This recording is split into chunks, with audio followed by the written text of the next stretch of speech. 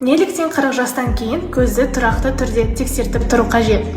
Көптеген көз аурулары бастапқы кезеңде ешқандай белгі бермейді.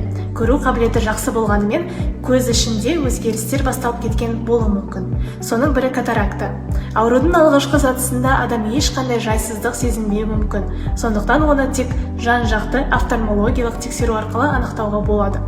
Осындай тексерулердің бірінде біздің пациентімізден катарактаның бастапқы кезеңі анықталған болатын.